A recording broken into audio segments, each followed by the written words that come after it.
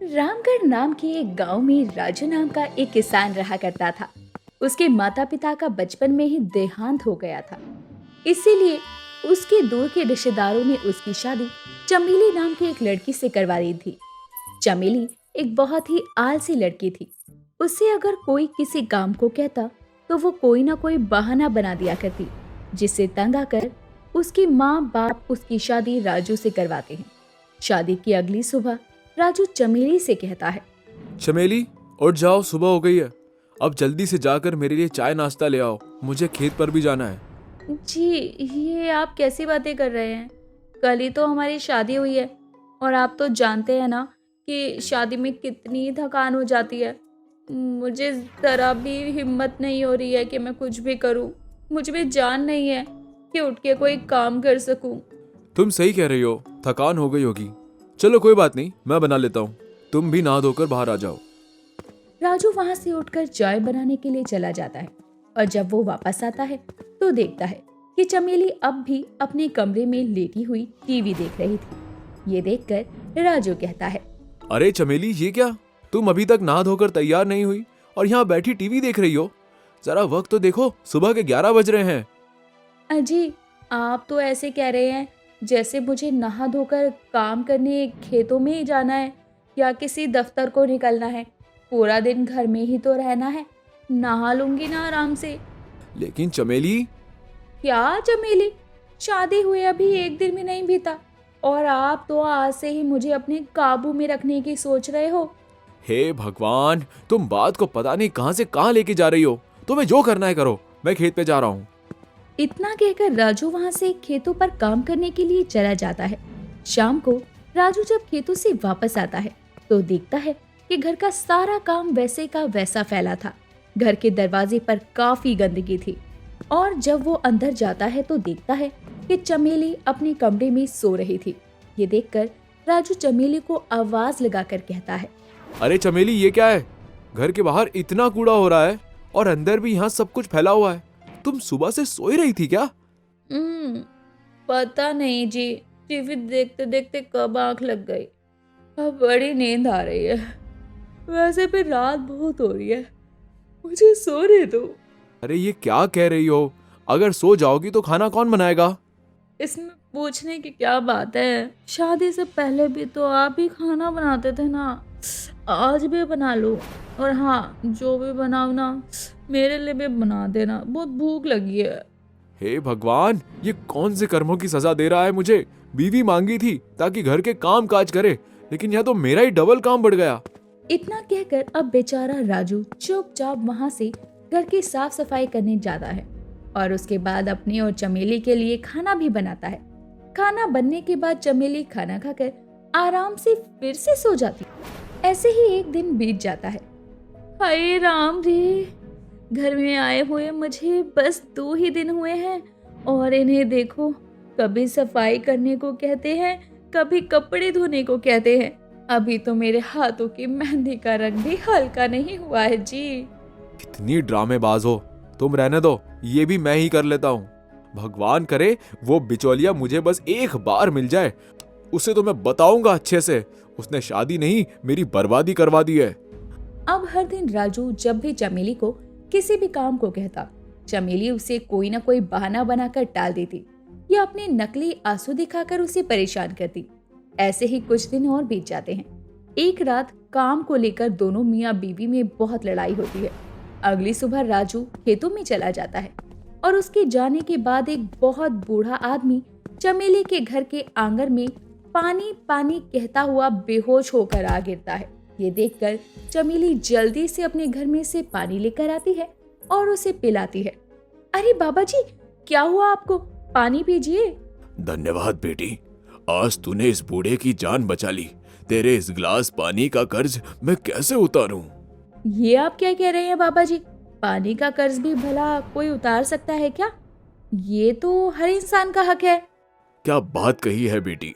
आज तू मुझसे अपनी हर समस्या का समाधान मांग।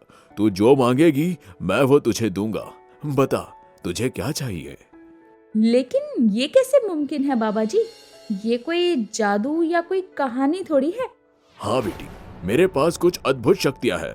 बता, तुझे क्या चाहिए बेटी? चाहिए तो कुछ भी नहीं, बस मुझे काम करने के लिए यहाँ वहाँ जाने का ना बिल्कुल मन नहीं करता। काश कुछ ऐसा होता कि मैं एक जगह बैठकर घर का सारा काम कर लेती और इससे मुझे थकान भी नहीं होती। लेकिन ये सब तो बस एक सपना हो सकता है। ठीक है बेटी, तेरी ये इच्छा पूरी कर दूंगा, लेकिन याद रख, एक बार तेरे हाथ लंबे हो गए तो कभी छोटे नहीं होंगे। तो ठीक है बाबा, आप मेरे हाथ लंबे कर दो। इतना कहकर अब बूढ़ा आदमी अपनी आंखें बंद करके एक मंत्र पढ़ता है और देखते ही देखते चमेली के हाथ लंबे हो जाते हैं। ये देखकर चमेली हैरान हो जाती है और कहती है, अरे वाह बाबा, मेरे हाथ तो सच में बड़े हो गए। शुक्रिया बाबा, आपने मेरी इच्छा को पूरी कर दिया। अब मैं आराम से बैठे बैठे सारे काम करूंगी। बेटी इतनी खुश मत हो, हद से ज्यादा सुख भी कभी कभी दुख का कारण बन जाता है। इतना कहकर वो बूढ़ा बाबा वहां से चुपचाप मुस्कुरा कर चला जाता है। अब चमेली घर में बैठे बैठे घर के सारे काम करने लगती है। शाम को जब उसका पति राजू घर आता है तो वो घर के दरवाजे पर दस्तक देता है।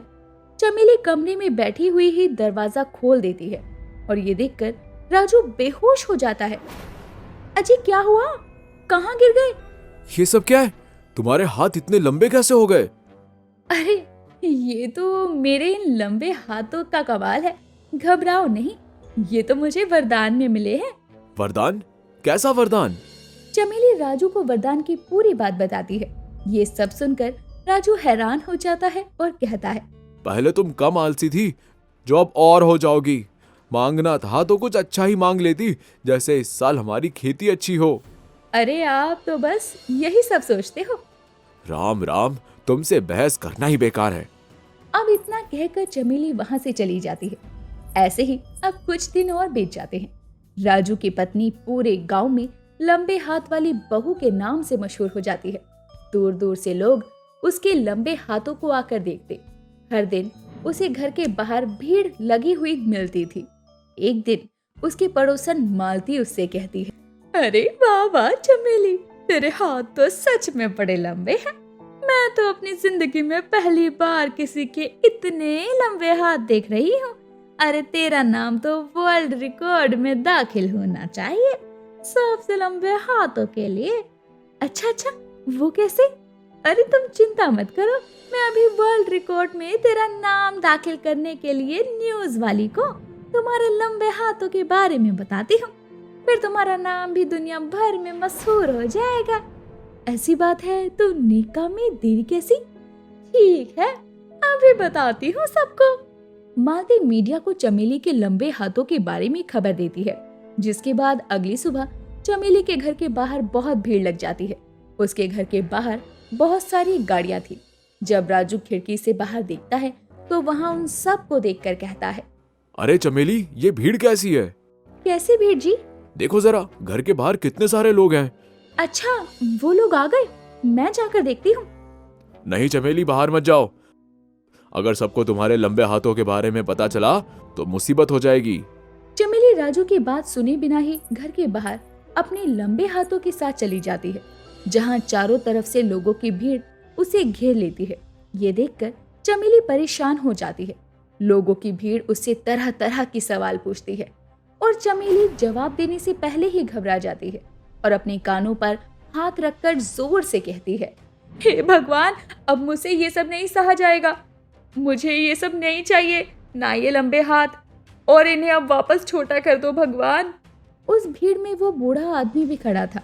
ये देखकर चमेली उसके पास जाती है और कहती है, बाबा बाबा, मेरे हाथ पहले जैसे कर दो ना, वरना ये लोग मेरे पीछे पड़ जाएंगे। क्यों बेटी, तुम्हें ये लंबे हाथ पसंद नहीं आए क्या? मैं तो सोच रहा था कि तुम्हें तुम्हारे नए हाथ बहुत पसंद आए होंगे, लेकिन तुम तो दुखी दिख रही हो। बाबा जी, अब मुझे ये हाथ नहीं चाहिए, इसकी वजह से मेरी जिंदगी उथल पुथल हो गई। भगवान के लिए मेरे हाथ ठीक कर दो। नहीं बेटी, अब ऐसा फिर दोबारा नहीं हो सकता। इतना कहकर वो बूढ़ा वहां से चला जाता है। अब चमेली को भीड़ फिर से घेर लेती है और चमेली जोर जोर से चिल्लाने लगती है। असल में चमेली सो रही थी और ये जो भी था वो बस उसका सपना था। और जब वो आंखें खोलती है तो उसके सामने राजू उसे जोर जोर से झंझोरते हुए जगा रहा था। क्या हुआ? ऐसे चिल्ला क्यों रही हो नींद में? मेरे हाथ ये लंबे नहीं है। क्यों? तुम्हें तुम्हारे हाथ लंबे करने हैं क्या? कभी नहीं। उस दिन के बाद से चमेली अपना काम खुद ही करती है और कभी काम करने में आलस नहीं करती। रानू के एक बेटा और 3 बेटियां थी। रानू सभी को बराबर प्यार करती। किसी कारणवश उसके पति की मृत्यु होने के बाद उसने ही अपने बच्चों को जी जान से पाला था। रानू का बड़ा बेटा राहुल अपने ही पड़ोस में रहने वाली पायल को बहुत पसंद करता और ये बात उसकी तीनों बहनें भी अच्छे से जानती थी। बस रानू ही इस चीज से अनजान थी। सर्दियों का मौसम शुरू हो जाता है। कुछ दिनों बाद किसी काम से रानू अपने बड़े बेटे राहुल को लेकर गांव जाती है और उसकी बेटियां शहर ही रुकती हैं। तभी एक दिन जब सब हॉल में बैठे हुए थे तो सुमन प्रीति से कहती है, यार मैं सोच रही हूँ अब भैया और मम्मी आएंगे ना तो मम्मी को पायल के बारे में बताएंगे कि भाई उसे पसंद करते हैं। फिर वो खुद जाकर उसके घर भाई और पायल की शादी की बात कर लेंगी। अरे ये तो तुम ठीक कह रही हो और ये सब ठीक भी है। मम्मी और भाई को गए हुए हफ्ता हो गया है। ऐसा भी क्या कर रहे हैं वहाँ पर? अभी तक एक कॉल मैसेज तक नहीं आया उनका। हाँ, और अब तो उन लोगों को आ जाना चाहिए था। वैसे भी मम्मी आज तक 2 दिन से ज्यादा कभी गांव नहीं रुकी। पता नहीं इस बार उन्हें क्यों टाइम लग रहा है। दोनों परेशान होकर सोच रहे थे तभी डोरबेल बजती है। रानू की तीसरी बेटी काजल जाकर दरवाजा खोलती है तो देखती है कि उसकी माँ और अपने भाई के साथ एक झुककर घूंघट में खड़ी लड़की को देखती है और वो बहुत हैरान होती है। आ गए आप दोनों। और ये औरत कौन है जो घूंघट में ऐसे झुककर खड़ी है? दूर की कोई दादी है क्या हमारी? और इसने माला क्यों पहनी है? अरे चुप करो और कम बोलो। 4 आरती की थाल लेकर आ, तेरी भाभी का स्वागत करना है। अब खड़ी खड़ी मेरा मुंह क्या ताक रही है? ठंड हो रही है, हमें ठंड में खड़ा रहने देगी क्या? रानू की बात हॉल में बैठी उसकी दोनों बेटियां भी सुन लेती हैं, जिसके बाद वो सभी दरवाजे की दहलीज पर आकर कहती हैं, ये क्या बोल रही हो माँ? भाभी ये सब कब हुआ और क्यों? और कोई बताएगा कि ये झुककर क्यों खड़ी है? आपने हमारे एकलौते भाई की शादी हमसे बिना पूछे कर दी। सब बता दूंगी, पहले मुझे थाल ला कर दो, बहू का स्वागत करना है। जिसके बाद काजल उसे थाल ला कर देती है और सभी भाभी का स्वागत करके उसे घर में लाते हैं। जिसके बाद सब हॉल में बैठे होते हैं और रानू कहती है, दरअसल मैंने ये बात तुम सबको नहीं बताई कि तुम्हारे पिताजी और चांदनी के पिताजी बचपन के दोस्त थे और चांदनी के पिताजी ने मरते हुए ये वादा लिया था हमसे कि चांदनी इस घर की बहू बनेगी। पर जब हम गांव गए तो चांदनी की माँ भी मर गई, इसीलिए हमें इसकी शादी करवा कर इसे अपने साथ लाना पड़ा। और ये झुकी हुई इसीलिए है क्योंकि ये कुबड़ी है। आप 3 नंदों की एक भाभी लाए और वो भी कुबड़ी? आपने ऐसा क्यों किया? भैया की जिंदगी बर्बाद करके रख दी। आपको इसका कोई हक नहीं था। बस करो तुम तीनों, ये सब मेरी मर्जी से हुआ है और मुझे चांदनी पसंद है। अब मैं उसके बारे में और कुछ नहीं सुनूंगा। और वैसे भी अगर मां ने इसे मेरे लिए चुना है तो यही सही। मैं अपने पिता का वचन जरूर पूरा करूंगा और हमेशा चांदनी का साथ दूंगा। चलो चांदनी, हम कमरे में आराम करने चलते हैं। इतना कहकर राहुल चांदनी को अपने साथ कमरे में आराम करने ले जाता है, लेकिन तीनों नंदे इस बात से अंदर ही अंदर घुट रही थी कि उसके भाई की जिंदगी बर्बाद हो गई है। जिसके बाद वो तीनों प्लान बनाती हैं कि चांदनी को नीचा दिखाकर ही रहेंगी। अगली सुबह जोरदार ठंड में जब चांदनी जल्दी उठकर सबके लिए अपनी पहली रसोई में नाश्ता बनाती है और पूरा परिवार नाश्ता करने बैठता है तो नाश्ता थूकते हुए प्रीति कहती है, कितना गंदा खाना बनाया है। छी छी छी छी छी, इससे पहले रसोई में नहीं गई हो क्या? तमीज से बात करो, भाभी है तुम्हारी। और शहर के खाने में और गांव के खाने में थोड़ा फर्क तो होता है, सीख जाएगी धीरे धीरे। अच्छा, मैं ऑफिस निकल रहा हूँ। माफ करना मम्मी, पर मैं ये खाना नहीं खा सकती। अच्छा ठीक है, तू बैठ, मैं अपने हाथों से पराठे सेक कर लाती हूँ। इतना कहकर रानू पराठे बनाने रसोई में जाती है और तीनों नंद मौका पाकर चांदनी के पास आकर उसे जलील करती हुई कहती हैं, अरे क्या बात है प्रीति, ये तो बिना मोल की है, तभी तो कुबड़ी है। अरे पुष्पा के नक्शे कदम पर नहीं चल सकती क्या? क्योंकि वो झुकेगा नहीं और ये उठेगी नहीं। अरे इसकी किस्मत तो देखो, राहुल भैया जैसा पति मिल गया और माँ जैसी सास। हमारी किस्मत देखो, 4 बहनों को मिली भी तो एक ठन में कुबड़ी भाभी। आप सभी मुझे जलील क्यों कर रहे हैं? इसमें मेरी क्या गलती है? भगवान ने मुझे ऐसा बनाया है तो आपको क्या लगता है मेरे माँ बाप ने मुझे ठीक करने की कोशिश नहीं की होगी? बहुत कोशिश की थी नंद जी। वाह वाह, इसके मुंह में तो जुबान भी है। मुझे तो लगा था जुबान भी डिफेक्टिव निकलेगी। चलो चलो, माँ आ रही है, चुपचाप बैठ जाओ। रानू को आते देखकर सब चुपचाप हो जाते हैं। जिसके बाद रानू जब चांदनी को रोते हुए देखती है तो चांदनी के आंसू अपने पल्लू से पोंछते हुए रानू कहती है, अरे क्या बात है मेरी बच्ची, किसी ने कुछ बोला क्या? क्या बात है? मुझे सब की खबर है, मैं सब की खाट खड़ी कर दूंगी। नहीं माँ जी, मुझे किसी ने कुछ नहीं बोला, वो बस घर की याद आ गई। दिल छोटा मत कर, जाकर कमरे में आराम कर। शाम को तेरी मुंह दिखाई है, तुझे सबसे सुंदर दिखना है, आई समझ? कुबड़ी भाभी की मुंह दिखाई? अरे क्यों माँ क्यों? भाई का तमाशा तो आपने घर में बना दिया, अब क्या पड़ोसियों के सामने भी तमाशा करना है? क्या जरूरत है मुंह दिखाई की? रानू बिना किसी की बात सुने चांदनी को लेकर वहाँ से चली जाती है। जिसके बाद वो शाम की मुंह दिखाई के फंक्शन में लग जाते हैं।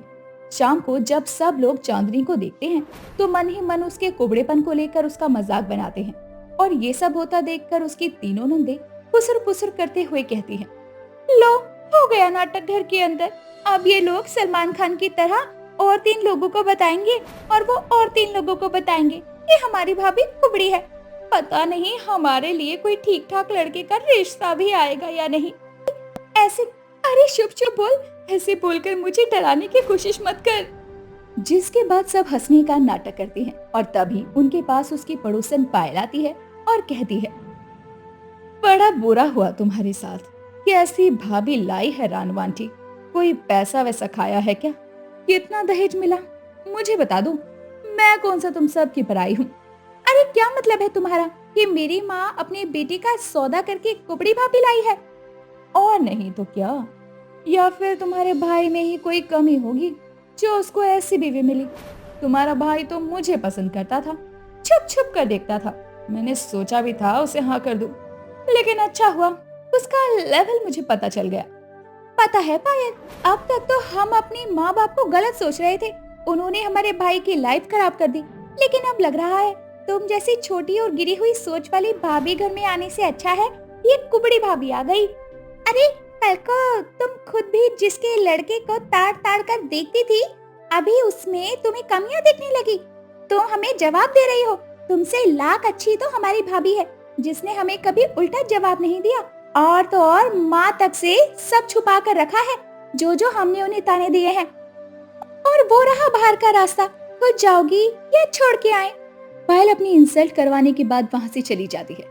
जिसके बाद रस्मों रिवाजों से चांदनी की मुंह दिखाई पूरी होती है और सब मेहमानों के जाने के बाद चांदनी की तीनों नंदे उसके पास आती हैं और कहती हैं, भाभी हमें माफ कर दो, हमने कितनी बड़ी गलती की, कितना कुछ बोला। दरअसल हम भूल गए थे कि माँ बाप जो भी करते हैं बच्चों की भलाई के लिए करते हैं। हाँ, बस बच्चों को ये बात थोड़ा लेट समझ में आती है, जैसे हमें लेट आई। हम वादा करते हैं अब से आपको कभी कुबड़ा नहीं कहेंगे और इज्जत से बात करेंगे। अगर आप सबको अपनी गलती का एहसास हो गया तो इससे बड़ी मेरे लिए कोई बात हो ही नहीं सकती। मैंने आप सबको माफ किया। सच में माँ, इतनी अच्छी बीवी तो मैं भी नहीं ला पाता अपने लिए, जो आपने मेरे लिए चुनी है। अच्छा है आपने मेरा पीछा छुड़वा दिया, वरना मेरे साथ मेरे इन बहनों का वो क्या हाल करती ये तो भगवान ही जाने। हाँ भैया, इतना कहकर तीनों अपने भाई के गले लग जाती हैं। जिसके बाद वो अपनी भाभी को उसकी असलियत के साथ अपना लेती हैं। धीरे धीरे चांदनी भी शहर के रंग ढंग में ढल जाती है और अपने परिवार को अच्छे से संभाल लेती है। जिसके बाद उसकी तीनों नंदों को अपनी कुबड़ी भाभी से कोई परेशानी नहीं होती।